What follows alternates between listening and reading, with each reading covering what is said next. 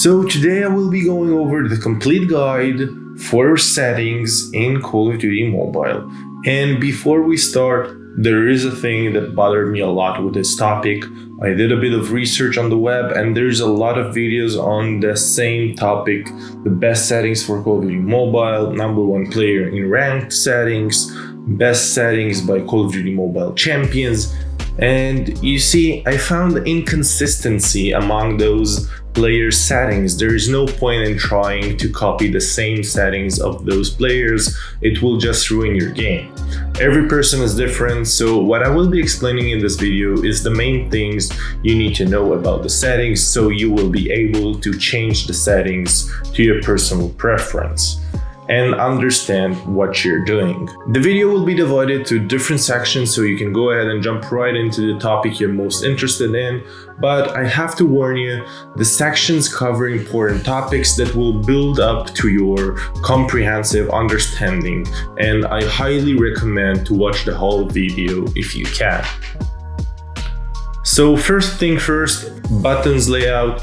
If you're not familiar with the 4-finger claw setup, whatever you decide to call it, you definitely have to use it before you continue to the other sections of this video.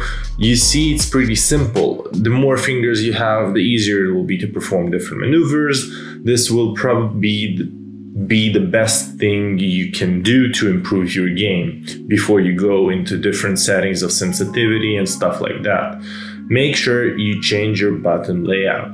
So as you can see, this is my button layout. I just turned up the opacity so you can see them. Once you get used to the layout, you can go ahead and decrease it to 0 so you will have better view of the field instead of buttons in your way. Make sure you do exactly the same button layout for multiplayer and Battle Royale. Of course, you can change it a bit, but what I mean by that is that your main buttons, for example, the joysticks and the firing button, are exactly in the same place. Believe me or not, you don't want completely different layout for multiplayer and Battle Royale. Okay, so before we jump into it, notice there's a different settings for multiplayer and Battle Royale, and again, make sure you match them to be the same. This will make your life a lot way easier. Aim assist, definitely turn this on. It will help you slightly with aiming down sight, and no, it's not cheating, it's fine, it's in the settings, you can use it, so use it. Quick run from prone. It means exactly what it says. Definitely turn this one on. It will help you start running if you're in prone position and somebody starts shooting you from somewhere, I don't know. Fixed right fire button means you will have the fire button on the right side of your screen. You see, if you don't turn this on, automatically you will shoot the minute you touch the right side of the screen. And I don't think you want to shoot every second that you need to look around. Accidentally you will start shooting, so definitely turn this on. Fixed virtual joysticks, if turned on, will mean you have to press exactly the same place to start moving around. You see, when you play a lot, your fingers move a bit from time to time, so you don't want to start moving right or left just because your finger accidentally moved to the side a bit. Release right fire button for shotguns means that only when you release the button, the shotgun will shoot. I found it counterintuitive. You want to fire the minute you touch the button, not once you leave it. So definitely off. Continuous grenade throw, definitely on.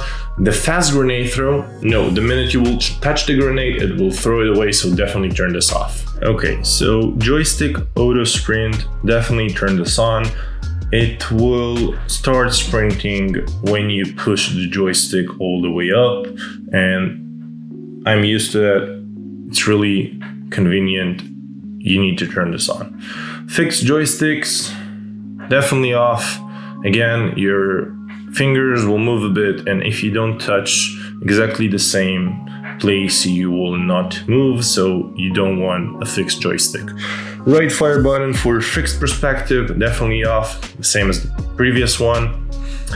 And hold crouch to prone. You definitely want this one on because you don't want another button just to prone. You can hold the crouch button and you will prone. It's completely fine. Go for it. ADS button for rotation. Yes, on. I'm not sure what it means, but on. Okay, so now we're gonna be going over the different ADS settings. As you can see, we have 4 of them: tap and hold to ADS, tap to ADS, hybrid ADS, and double tap to ADS. If you're not familiar, ADS is aiming down the sight. Tap and hold to ADS means you have to tap and hold the button to aim down sight. Once you leave it, it's gone. Tap to ADS, you just tap it once. The second time you tap it, it goes off from ADS. Hybrid ADS means you have both of them. And double tap to ADS, you just need to double tap it to aim down the sight and then double tap it to release it. I find it inconvenient at all, and I think the main one you need to stick here to is tap to ADS. Display left fire button, so it will appear on the left side of your screen, and this is another button you can shoot from if you touch it, and it will be hip fire, and it's really convenient to use. Definitely turn this one on. Slide while running, definitely tap to crouch while sprinting and not hold. So always sprint sensitivity is just a sensitivity of the auto sprint while you push the joystick upward. The lower the sensitivity, the higher you need to push the button to start sprinting. The higher the sensitivity, the lower you need to push. I find it really convenient at 65, but you can go ahead and play with it. Gyroscope, definitely off. Don't play with gyroscope. It's not convenient. Don't even try to go into it. As we go into graphics, there are 2 main things that will be appearing on your screen. There is the frame rate and the graphic quality. And the frame rate is way more important than graphic quality. You want it to be as high as possible, because simply the higher it is, the more aware you would be of different things that players will be doing, and it will refresh quicker, so you will be able to see it ahead of them. And graphic quality is just not that important. Be aware, the higher the frame rate, the higher the graphic quality, the more battery and heat the game will generate. All of the other settings in the graphics sections are not that important as the frame rate. So just make sure that your frame rate as high as possible again, and you can go ahead and play with the other settings in the graphics section as you like. Okay, so now that we're done with that, we can go finally to sensitivity. And here again, you have to notice there's different mod for multiplayer and battle royale, so you need to go ahead and switch between them so you can have different settings for battle royale and multiplayer. And I do not recommend using different settings for different mods. Use the same settings. Now, as you can see, the first option that you have is rotation mode, and you have fixed speed, speed acceleration, and distance acceleration. Distance acceleration, no one uses it, and you should also not use it. Don't even try it. Now, fixed speed means that no matter how quick you will move your finger to the right, to the left, up, down, whatever you choose, it will move in fixed speed.